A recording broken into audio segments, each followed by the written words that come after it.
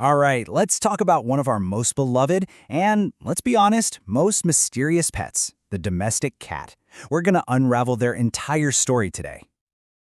From ancient Egypt all the way to your social media feed, cats are just everywhere. But that makes you wonder, right?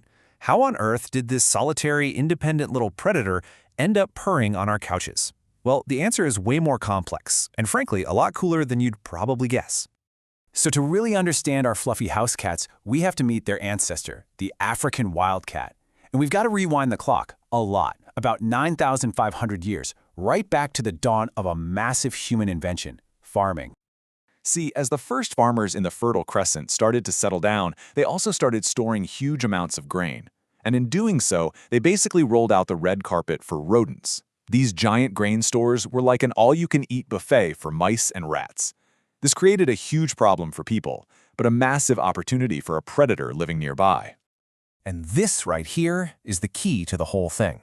We didn't go out and catch wildcats to make them our pets. Nope. The wildcats themselves saw what was happening. They realized that hanging around human villages meant an easy, super reliable food source. This wasn't about love or affection at first, it was more like a convenience contract. The cats got food, and we got free pest control. They basically domesticated themselves. But here is where the story gets a really fascinating twist. That whole convenience contract idea, it was so good, so effective, that it actually happened more than once. For the longest time, we thought this story just began and ended in the Near East. But then, some incredible discoveries in China showed that about 5,300 years ago, farmers there had domesticated a completely different species, the local leopard cat. This means cat domestication happened totally independently on two different continents with two totally different kinds of wild cats. And this is a really big deal, because even though the leopard cat could do the job, the African wildcat lineage, which eventually made its way to China, was just, well, better at being our roommate. They were naturally a little more tolerant, a little friendlier, and as they spread, they completely replaced the less social leopard cats. In the end, only one lineage won the domestication race. So let's follow this winning team, because they're about to get a major upgrade, all thanks to the ancient Egyptians, who took them from being useful pest controllers and turned them into global icons. This was phase 2, and it was maybe the most important step. While that first domestication was pretty passive, the Egyptians started actively breeding cats. They weren't just picking the best hunters anymore, they were picking the friendliest ones. Cats became revered, even worshipped, and that whole cultural shift really pushed their evolution towards the sociable pets we know and love today. With their new, friendlier personalities, these Egyptian cats became absolutely essential crew members on ships. For traders, for Romans, for Vikings, having a cat on board meant your food supplies and, just as importantly, your ropes were safe from being chewed up by rats. And that is how the cat conquered the entire world, one ship at a time. But what's really interesting is the physical change that happened next.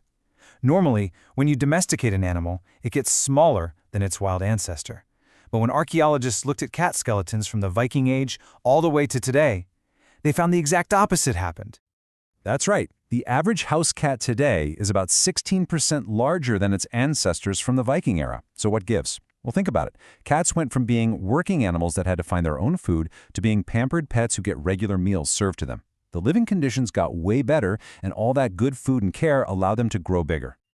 So, besides just their size, what actually changed in a cat's biology to make them our roommates? The transformation, it turns out, goes way deeper. Scientists have this term for a pattern they see over and over again in domesticated animals. It's called domestication syndrome. It's basically a package deal of traits you get when you start selecting for just one thing, being tame.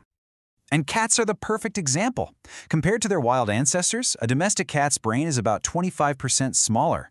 They got new coat patterns, like the classic tabby, which didn't even show up until the Middle Ages. And, get this, they developed the meow.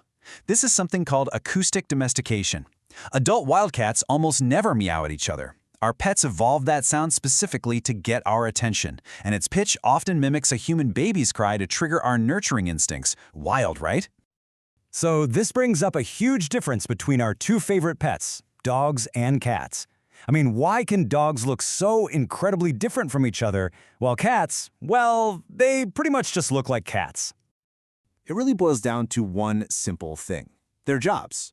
For thousands of years, we bred dogs to do dozens of different things: hunting, herding, guarding, which created everything from a tiny Chihuahua to a massive Great Dane. But cats, they had one main job: catch mice. And they were already perfectly designed for it. We had no reason to change them until the 1800s, when people finally started breeding them for looks instead of for work. And this is probably the most crucial takeaway.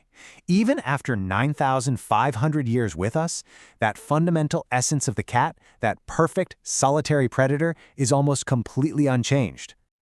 And that wild heart has a serious impact today. A huge study found that free-roaming house cats prey on over 2,000 different species around the globe. Hundreds of those species are actually of conservation concern. So while domestication may have made them friendlier to us, it did absolutely nothing to dull those incredibly effective and ancient predatory instincts. And that's the beautiful paradox of the cat, isn't it? There are both our loving companions and these tiny, perfect predators who have just decided to let us into their world, completely on their own terms. It makes you wonder, maybe we didn't domesticate them at all. Maybe they domesticated us.